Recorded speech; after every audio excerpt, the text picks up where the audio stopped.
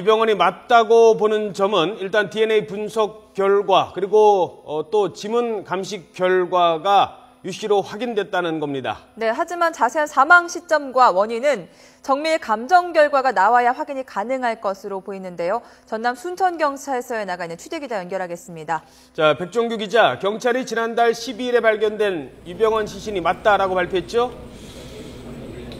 네, 경찰은 조금 전 9시 언론 브리핑을 열고 이번에 전남 순천 송치제 인근에서 발견된 시신이 유병헌 씨가 맞다고 인정했습니다. 어제 저녁 시신의 DNA가 유병헌 씨의 DNA와 일치하다는 감정 결과를 국립과학수사연구원으로부터 통보받았고, 어제 저녁 시신의 우측 손가락 지문을 채취해 유 씨의 지문과 대조한 결과 유 씨가 맞는 것으로 확인했다고 말했습니다. 국립과학수사연구원 시신 감정 결과 송치제에서 채취한 유 씨의 체액과 금수원 내 유 씨의 집무실에서 채취한 DNA 시료와 정확히 일치한다는 통보를 받았다는 것입니다.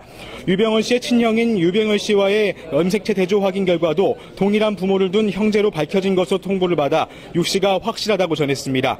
또 유 씨의 유류품에서도 유 씨의 정황이 드러났다고 밝혔습니다. 시신과 발견된 유류품인 스쿠알렌 빈병 1개는 구원파 관련 회사에서 만든 것으로 확인됐고, 꿈같은 사랑이라는 책은 유 씨의 자서전의 일부인 것으로 알려졌습니다.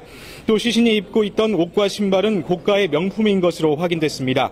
경찰은 DNA 결과와 지문 감정 결과, 유류품 등으로 미뤄 유 씨가 확실하다는 입장입니다. 유 씨의 시신인 것을 확인했지만 경찰은 부실 수사 의혹을 피하기 어려워 보입니다. 말 그대로 등잔 밑이 어두웠는데요.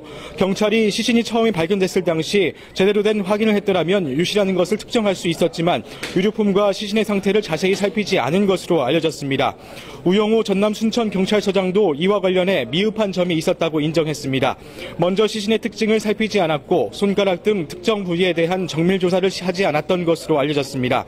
또 시신과 함께 있던 소지품과 유류품에 대해 사진만 찍어놓고 유 씨와의 연관성을 조사하지 않은 것으로 확인됐습니다. 결국 유 씨의 시신을 지난달 12일에 발견해놓고 검경수사팀은 헛물만 키고 다닌 셈입니다.